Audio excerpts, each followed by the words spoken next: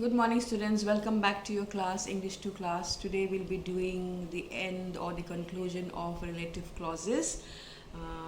I gave you the 2 videos last class to watch the whole lesson, and hopefully you have understood that lesson and you know all about relative clauses, words like who, whom, which, that, what.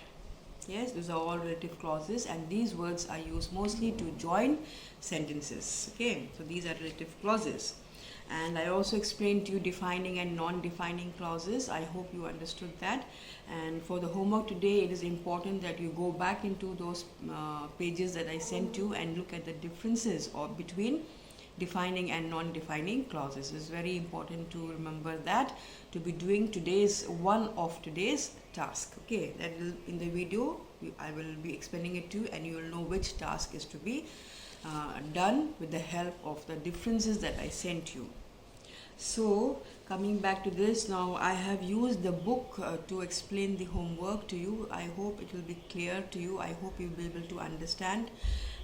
Because the book writing is very small and I write with a sketch pen, so that is better, but today I did it with the book, so I hope it will be clear. If it is not clear, please let me know. Okay, I'll be sending you also the pictures of the homework in WhatsApp as well as in Google Classroom. So please do your homework and try and do it as correctly as possible. Whatever you know, you don't know, just do it. Answers, of course, I'll be sending it to you, but don't wait for the answers. Don't wait for me to put the answer in your mouth and then you write the answers. Try the answers yourself and see how clever you are or how dash you are. Okay, so you will know. So please do your homework nicely, neatly and tidily.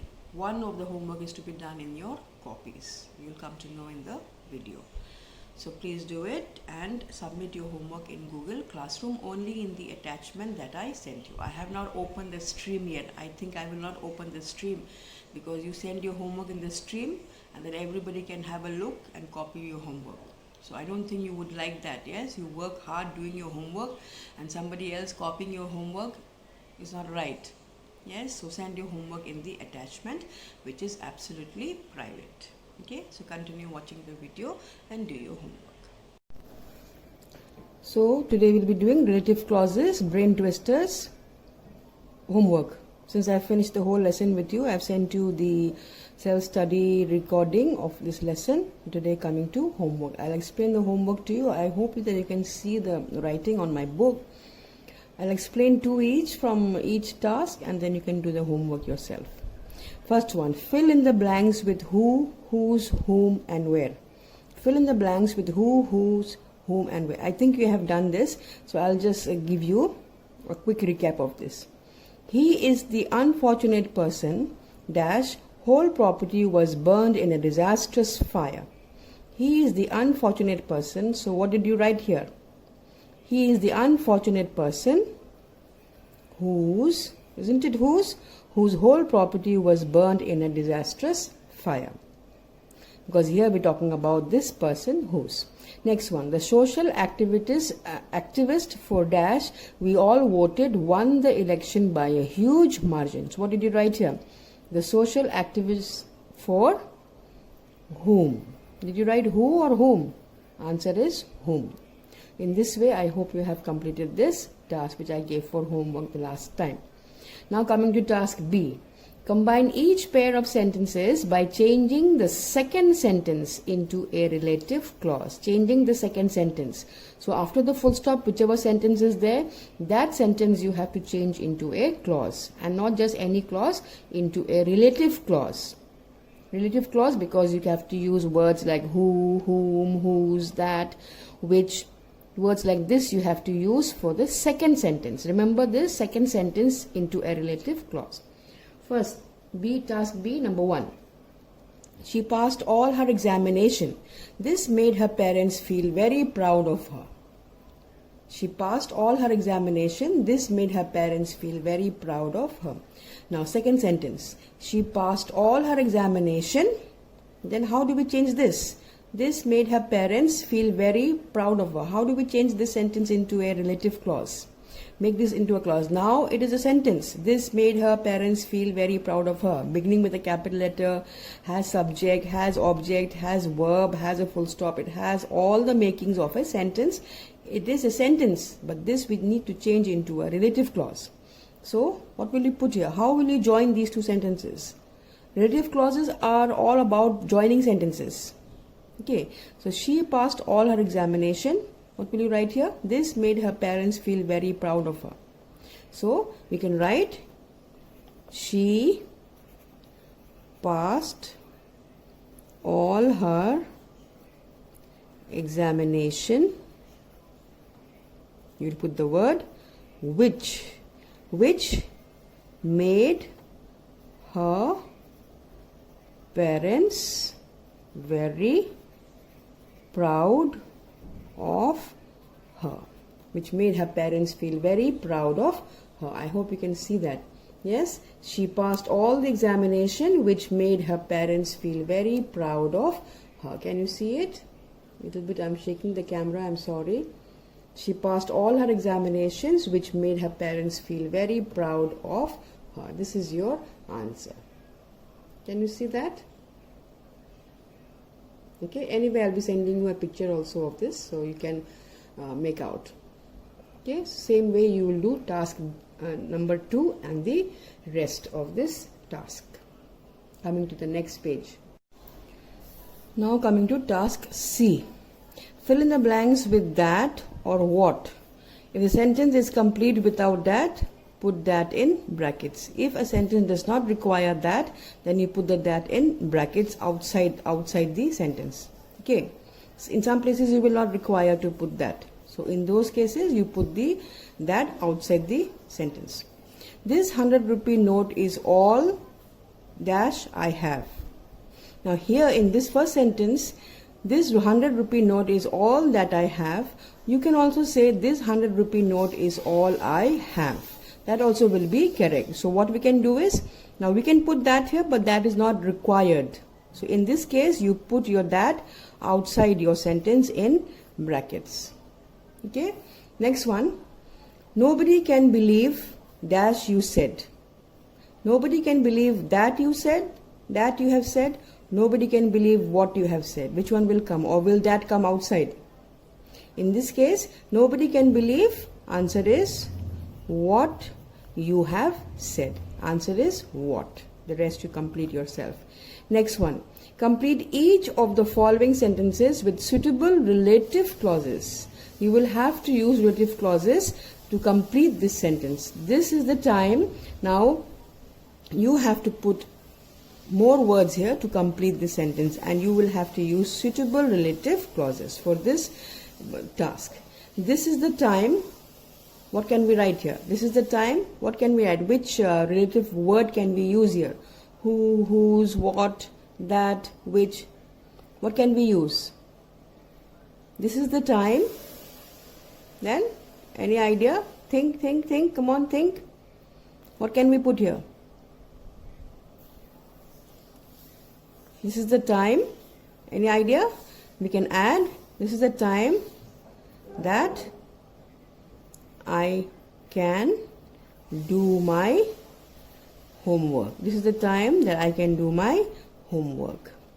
Okay, so just four more you have to do. This I will explain only one. So this is what you will have to do for homework. Now coming to next, activity zone task A. Activity zone task A. Some words are given below. These words: astronomer, geologist, pedestrian, pessimist, architect, feminist, optimist, martyr, auditor. Now there are some words you may not know the meaning of, so use a dictionary to find the meanings first. Choose the right meanings and then write a sentence with who. Use a dictionary if necessary. If you don't know the meaning of these words, use a dictionary. Now these words you have to use here in these sentences, and you will have to use the word who to make full sentences. Now he, she, you choose any one to make your sentence. Makes an official examination of accounts. Accounts means talking about money and bills. So the word here is auditor. So first what you do is you choose your words. First you choose your words. So auditor is number 1, you write 1 here. Then he, she looks at the dark side of things. Always saying no, no, no to everything, saying no. Dark side of things means someone who is always very, very negative. That kind of person we call pessimist. We call that kind of person pessimist. So in that way you find the meanings of all these words, and then you will understand which word goes where. That is your first task. Second task, you have to make sentences. Okay, so what you will do is, the first number one is an auditor, right? An auditor here, an auditor. So with this is matching with number one, isn't it? She makes an official examination of accounts. It's going with number one. So you will write an auditor. You will write for this one, an auditor is a person who, now we have put who makes an official examination of accounts. Okay, so this is the answer.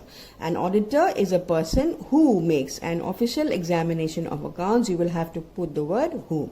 Next one, I told you, he, she looks at the dark side of things, and the word is pessimist. So who is a pessimist? In your mind, you ask yourself the question who. Who is a pessimist? A pessimist is a person. Now you have to add that. Is a person, you need to add that. So a pessimist is a person who looks at the dark side of things. A pessimist is a person who looks at the dark side of things. Okay. Next one, number 3. He, she walks on foot. Now he, she walks on foot. A person who is walking on foot is a pedestrian. Pedestrian. We call that person a pedestrian. So you can write a pedestrian is a person. So in every sentence you will write is a person, is a person. A pedestrian is a person who walks on foot. Who walks on foot. That is your answer. Okay. I hope it is clear. Coming to the next task B. Underline the relative clause in each of the following sentences and then write D. And then write D in the box if it is a defining relative clause, or ND if it is a non-defining relative clause. That's all that you have to do. Yes, I had explained to you in detail about defining and non-defining clauses. I had also sent to you the differences. Differentiate between defining and non-defining. If you remember that page I sent you, please have a look at that. That will be very, very helpful to you in doing this task. Now let's look at the first one. My eldest son who is in the army is 26. My eldest son who is in the army is 26. Now think to yourself, what is here? There's a comma here, there's a comma here, right? And I can say my eldest son is 26. But what am I doing by putting this who is in the army? I'm giving you extra or additional information. I can also have meaning with this sentence if I remove this. Who is in the army? If I remove, I will still have meaning with this sentence. My eldest son is 26. So this kind of sentence where you can remove the relative clause and the sentence will still make sense is called a non-defining sentence. Non-defining. So this number 1 is ND. Number 1 is ND. So when doing this task, please have a look at that differences which I gave you. Be very, very careful. And in the box here, there are some boxes here. If you can see it in my video, there are some boxes here. Put your D and ND here. D for defining and ND for non-defining. So number 1, like I told you, is non-defining. Okay, because this relative clause is not required. Okay, so do this task. All the tasks will complete this chapter. Okay, now that's all for today. Have a good day and I hope you enjoy doing your homework. Do your homework. Activity zone, you have to do it in your copy. Activity zone A, task A. Activity zone task A, you will do it in the copy. This one you do in the copy and the rest you will do in the book. If you want, you can do the whole thing in the copy. I have no problem. But this is meant for the lazy people who don't like doing their work. But activity zone task A compulsorily you will do in the copy. The rest is optional, copy or book. That's all for today. Have a good day. Bye bye.